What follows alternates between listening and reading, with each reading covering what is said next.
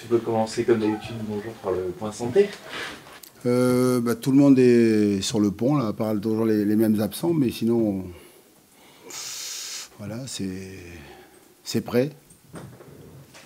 Juste pour Rémi Descamps, donc c'est une pubalgie. Oui, oui, oui. Ça veut dire fin de saison ou on peut espérer Pour l'instant, donc non, c'est pas fin de saison pour lui, parce que donc là aujourd'hui, il a un programme adapté. On essaie donc de soulager cette zone-là, qui aujourd'hui est inflammée, voilà. Donc il travaille que le haut du corps, repose sur cette zone-là, et puis normalement on fait le point le 10. Donc aujourd'hui on est le... Donc c'est la semaine prochaine je crois. Ouais, la semaine prochaine. Ouais. Donc le 10, on fait le point avec lui, donc avec le médical, voir comment il se sent. Et puis si ça va bien, ben, il reprend donc le travail terrain, et puis si c'est pas le cas, donc ben, il continuera de se soigner, quoi. Est-ce que Tino Kadewere peut jouer ce match-là ou pas? Non, non, non. Ok. Voilà. Des accords que signent les clubs quand ils prêtent leurs joueurs, quoi. Mais c'est de coutume maintenant, quoi. Bon, est-ce que la semaine a été un petit peu plus légère? J'imagine pas, vu que vous êtes en mission, mais est-ce que ça, dans les têtes, au moins, c'était un petit peu plus léger après la victoire de dimanche à Nice? Oui, il ne faut pas se mentir que la victoire à Nice dimanche dernier donc, a fait du bien dans les têtes. Mais ça a aussi permis donc, de mettre la pression aussi sur le groupe et sur le travail, mais surtout donc, sur le match de dimanche qui vient avec la réception de Lyon, quoi. Mais voilà, on a été content donc de cette victoire, et puis on est vite passé à autre chose, parce qu'on sait que c'est à travers leur travail qu'on pourra continuer à avancer dans ce championnat, dans ce classement. Qu'est-ce qui, principalement, sur les choix que vous aviez pu faire, pour vous, a été vraiment efficace sur ce match et peut vous amener à prolonger ça? Je pense au choix de Mathis Sabine, par exemple. Non, mais c'est au-delà des choix, c'est surtout donc la mentalité qu'on a montrée là-bas à Nice, hein. La volonté donc de bien défendre ensemble, on s'est senti costaud, même en deuxième période quand Nice a poussé. Et puis après, cette volonté d'aller de l'avant, et puis d'aller de l'avant en nombre. C'est ça qui est très important. De savoir que tout le monde est en mission, tout le monde est capable de marquer, tout le monde doit faire les efforts pour aller marquer. Voilà. On nous a suffisamment répété qu'offensivement on n'était pas bon, qu'on ne marquait pas de but, et ce qui est vrai. Donc voilà, il faut que tout le monde s'y mette. Les défenseurs doivent être capables aussi de marquer, hein, concernés par le but, les milieux de terrain. Donc voilà, puis après sur les performances personnelles, performances individuelles, c'est compliqué parce que tout le monde tout le monde a fait le boulot, quoi. Quand vous avez une victoire comme celle-ci, on met en avant le groupe. La première mi-temps contre Nice, est-ce que c'est déjà une mi-temps référence pour vous? Non, non. Il n'y a pas de mi-temps référence ou de match référence. Aujourd'hui, on sait que voilà, chaque match délivrera une vérité qui sera différente, quoi. Parce que peut-être qu'on aura envie de faire la même mi-temps contre Lyon, puis ça ne sera pas le cas. Donc il faut être prêt, quels que soient les scénarios de match. Quand il faudra défendre, il faudra avoir un groupe qui défend. Et puis quand il faudra attaquer, il faudra amener du monde devant le but adverse pour marquer. Mais aujourd'hui, quand on n'a fait qu'un match, c'est compliqué de parler de match référence, quoi, ou de mi-temps. Oui. Vous disiez après la première question que vous mettiez encore plus la pression sur le groupe. Comment ça se manifeste au quotidien? C'est quoi? C'est se dire que ce groupe-là peut aller encore plus haut, peut faire plus? Non, mais on parle d'exigence, on parle de pros qui veulent enchaîner les victoires, qui veulent enchaîner donc les résultats. Et si on n'est pas capable de gagner, il faut être capable donc de ne pas perdre des matchs, c'est ça. On rêve tous de gagner contre Lyon, mais je suis assez grand pour savoir que ça ne peut pas être toujours les mêmes scénarios. Puis Lyon est une grande équipe avec d'autres résultats. Donc voilà, c'est être exigeant avec eux tous les jours, donc dans l'entraînement, dans le travail, au niveau des horaires, tout ça et tout, pour que quand tu es exigeant toi-même dans le travail, les jours de match, il y a cette exigence. Voilà. Les efforts qu'on fait là, à travail, à l'entraînement, tu vas les faire en match. Qu'est-ce qui a changé parlait aussi justement sur le match de Nice qu'il y avait une envie de défendre ensemble. Kevin nous disait tout à l'heure justement qu'il y avait peut-être moins de distance entre les attaquants et les défenseurs par le passé. Ouais, mais je fais attention moi parce que c'est un match quoi. Alors c'est vrai que c'est bien, on a fait un beau match, mais ça demande confirmation quoi. Si on fait 3 matchs comme celui qu'on a joué dimanche dernier à Nice, je dirais ça y est, il y a des choses qui ont changé. Là, on va penser que mon arrivée, voilà, on parle de choc psychologique. Mais ça demande confirmation, quoi. Ça demande confirmation, donc j'attends de voir si les dispositions qu'on a eues dimanche dernier face à Nice, ce sont les mêmes. Parce que avec un autre adversaire et avec une autre pression, parce que je sais pas à vous que je vais dire, hein, avec le match de coupe, ça fait 7 défaites consécutives à domicile, donc il y a quand même un traumatisme qui est là. On va voir comment on va se comporter. Donc on va voir si on fait le même match, je dirais. Ouais, c'est pas mal. Dans l'organisation, pour une première, au-delà de l'état d'esprit affiché, vous avez quand même eu des réponses, je pense, dans ce que vous souhaitiez. Oui. C'est la vérité du match contre Nice, mais j'attends de voir encore parce que ce groupe est encore là, avec mon travail, avec le travail du staff, est encore en construction, est encore fragile, voilà. Quand on aura gagné enfin un match à la Beaujoire, on pourra dire ça y est, on a passé le cap, on est passé à autre chose, on est guéri, mais aujourd'hui c'est pas le cas. Hein. Au moment où je vous parle, on est incapable de gagner chez nous, quoi. Et est-ce que gagner un match à la Beaujoire, mais avec un huis clos, ça a la même signification? Est-ce que vous allez considérer que c'est comme si le public était là parce qu'on... De toute façon, moi, avec le public ou sans le public, il faut gagner. Et donc une victoire, ça reste une victoire parce que dans la position dans laquelle on se trouve, ce sont 3 points qui sont hyper importants pour la course au maintien. Voilà. Bien sûr que j'aurais préféré avec le public, avec un stade plein, parce que contre Lyon, c'est toujours très plein. Voilà. Il y a ce qu'il faut, mais aujourd'hui, on est concentré sur ce match et faire un grand match. Voilà, un grand match, et puis surtout essayer donc à tout prix de le gagner. Hein. Ce que je veux dire, c'est que ça ne sera pas la certitude que psychologiquement, cette équipe elle est guérie d'être capable de gagner à la Beaujoire devant ce public. Ouais, on verra bien. On verra bien. Justement, vous en pensez quoi de ce huis clos et de cette sanction de la Ligue? C'est trop sévère? Je vais dire ce que je ressens, comme d'habitude. C'est une absurdité. Voilà. Ouais, je suis en colère parce que même si je comprends les sanctions, donc la commission de discipline, tout ça, moi j'ai vécu le Covid là, avec des matchs à huis clos, c'était à mourir quoi. Et aujourd'hui donc c'est justement, il faut qu'eux réfléchissent à comment sanctionner, mais en ne gâchant pas le spectacle. Un match de foot, pour moi, c'est un spectacle. Et je vais le dire, hein, pour moi, la pyrotechnie fait partie du spectacle. Voilà. Et surtout, je remarque que depuis que la commission de discipline donc, a alourdi les sanctions, c'est pas pour autant que vous voyez moins de fumigènes. Voilà. C'est une sanction collective. Alors que si vous regardez sur ce match contre Strasbourg, il y avait quoi, 32 000 32, 33 000 Et ceux qui sont aujourd'hui fautifs, vous en avez combien? 300. Même la Tribune Noire, par exemple, la Tribune Noire qu'on va sanctionner pour les 2 derniers matchs, c'est une tribune qui contient 6 500, 7 000. 7 000. Donc, si vous avez, je sais pas moi, une centaine de gens qui font donc des problèmes, pourquoi sanctionner toute la Tribune Noire? Pourquoi sanctionner tout la Beaujoire?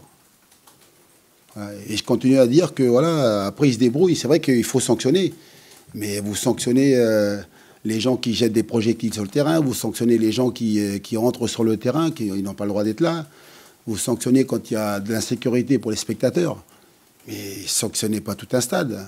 Et aujourd'hui, vous êtes en train de négocier les droits TV et vous allez faire un match le dimanche à 20h45 à huis clos. Mais c'est une absurdité. Une grosse connerie. Donc après, je ne suis pas contre les sanctions.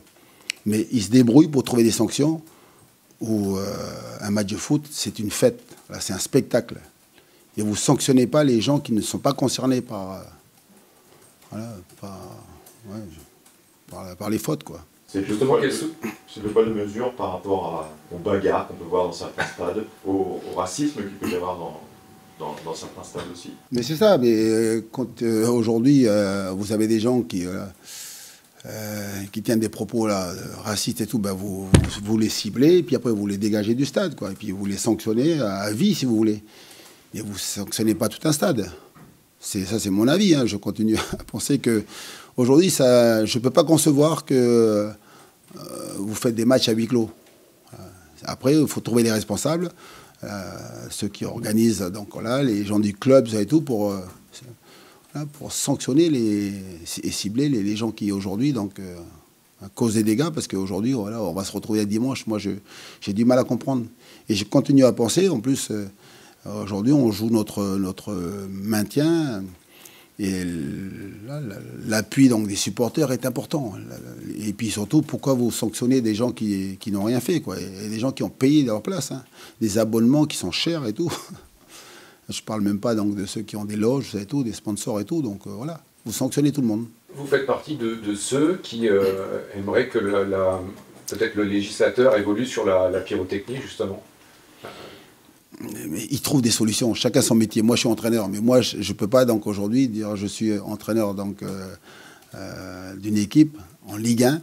Voilà, aujourd'hui, donc un match de foot, c'est un spectacle, et vous vous retrouvez à faire des matchs à huis clos. Il faut sanctionner les responsables. Voilà. Mais après, laisser les gens venir au stade. Pourquoi ? Dans la préparation du match, est-ce que ça change des choses, justement, Antoine, en termes de repères aussi, parce que tout l'avant-match... Non, du tout. Non, c'est bien parce qu'on est tous habitués. Hein. On a vécu pas mal de matchs à huis clos. Donc voilà, et puis quand je dis ça, c'est surtout pas pour trouver une excuse. Hein. Jamais, jamais, jamais. Voilà.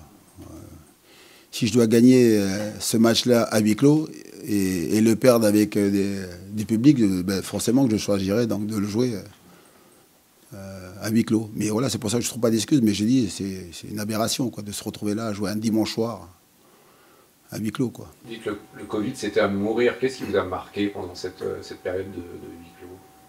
Ben, ça m'a marqué que ça m'a pas donné envie de regarder les matchs.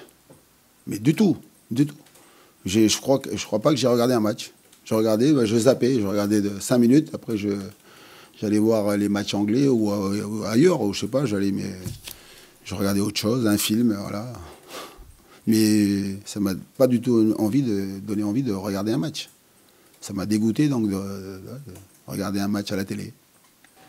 Pour faire la transition sur Lyon, qu'est-ce que cette équipe a de différente que Nice? Qu'est-ce que vous redoutiez? Au niveau de la dynamique, déjà, c'est une équipe aujourd'hui qui va faire la finale de la Coupe de France. Sur les 4 derniers matchs de championnat, ce sont 3 victoires et un nul. Aujourd'hui, les 4 derniers déplacements, ce sont 4 victoires. Les 4 derniers déplacements, en plus, contre 4 équipes qui jouaient le maintien, comme Lyon. Ils ont battu, si je ne dis pas de bêtises, Toulouse, Montpellier, Lorient et le dernier...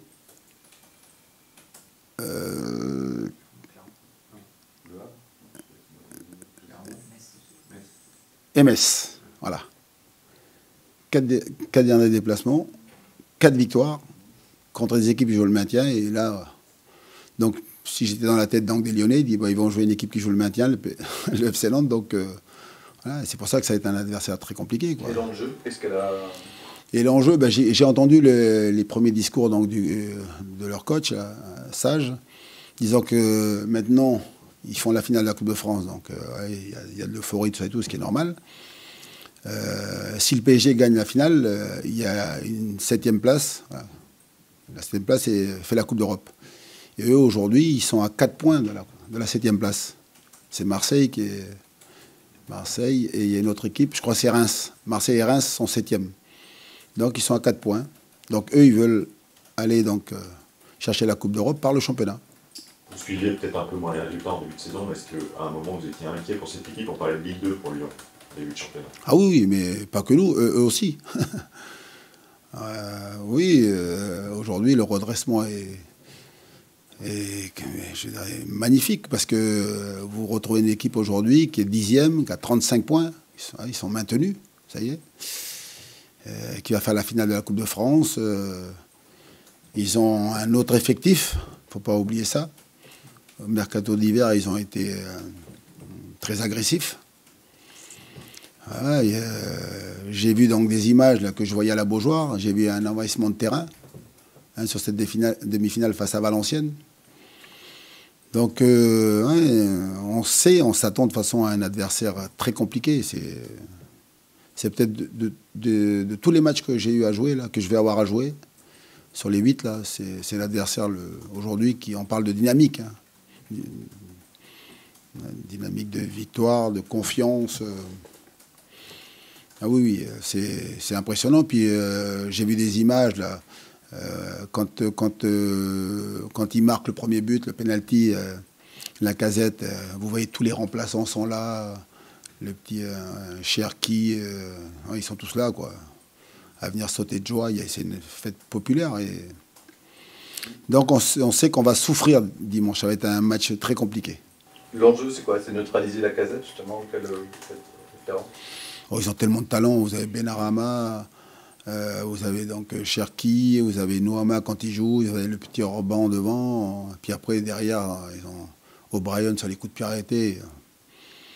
Vous avez des Tolisso, vous avez le petit Cacré, ils ont du talent, quoi.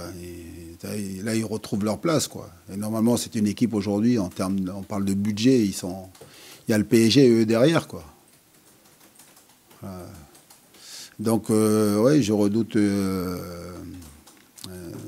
une grande équipe de Lyon avec beaucoup d'individualité, quoi, qui aujourd'hui qu'ils ont tous retrouvé la confiance en plus. Justement, qu'est-ce que vous pensez de l'équité sportive? Est-ce que vous trouvez ça juste qu'une équipe puisse se renforcer autant à un mercato d'hiver pour corriger à ce point-là sa saison? Non, mais ça, ça date pas d'aujourd'hui, quoi. Depuis qu'ils ont mis le mercato d'hiver, voilà, c'est toujours ceux qui ont plus d'argent qui peuvent aujourd'hui s'en sortir. Et ça a toujours été comme ça. J'ai un souvenir, moi, d'une époque, j'étais entraîneur de Guingamp. C'était Saint-Étienne, je ne sais pas si vous vous souvenez. Ils étaient 20e, ils ont fait un mercato d'hiver avec Gassé. Ils ont pris,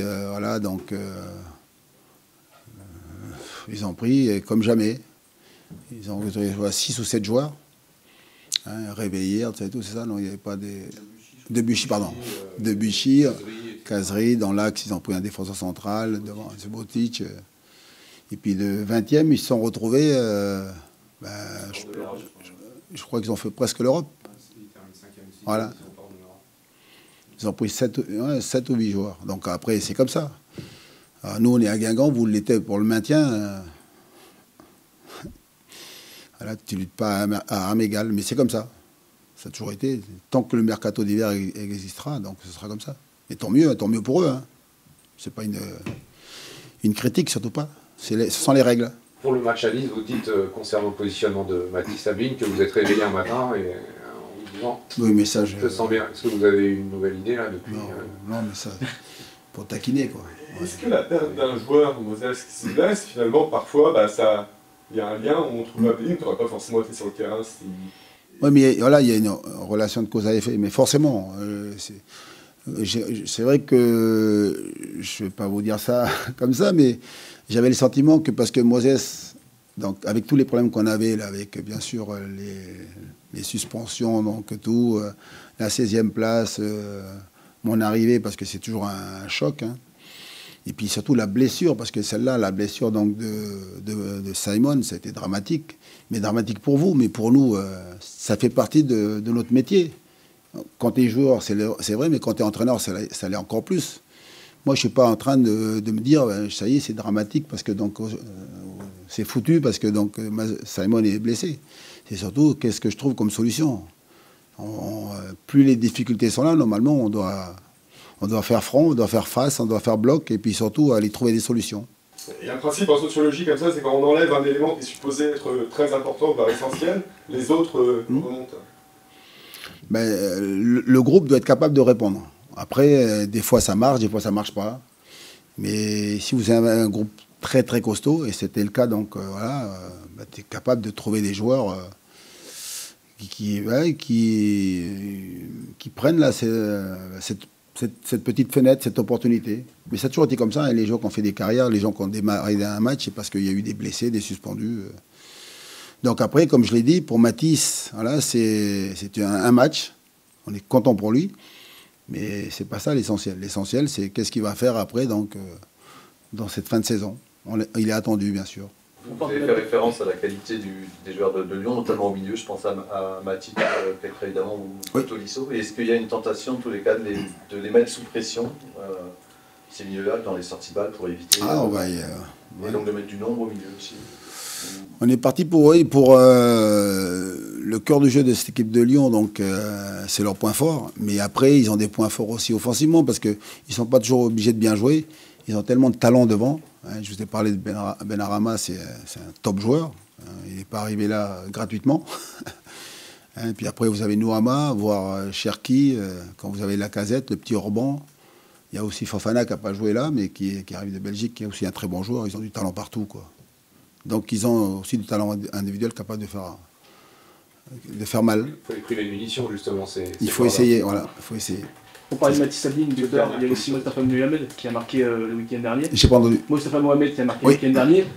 Il a connu une période de moins bien avec Jocelyn Gourvenec, il a marqué de nouveau. Est-ce que pour lui, toujours aussi indispensable sur le front de l'attaque?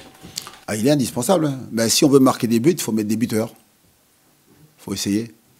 Puis après, il faut insister avec eux. De toute façon, aujourd'hui, vous n'avez pas Simon. Donc voilà, les deux joueurs offensifs, en tout cas capables de marquer des buts, ce sont...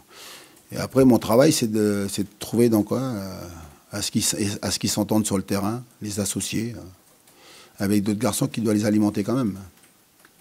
Et le niveau du caractère, c'est pas trop. Comment on le gère un Mostafa Mohamed? Parce qu'il y a un nouveau caractère. On le gère comme on peut. Non, c'est un super garçon. Après, bien sûr, il faut discuter, il faut échanger. Après, le trait de caractère, il faut qu'il le garde, parce que ce caractère-là, c'est ce qui fait sa force. Hein. Surtout pas l'enfermer, quoi. Il faut garder cette force-là, et puis en faire une force, puis surtout qu'il soit efficace le week-end. Merci. Voilà.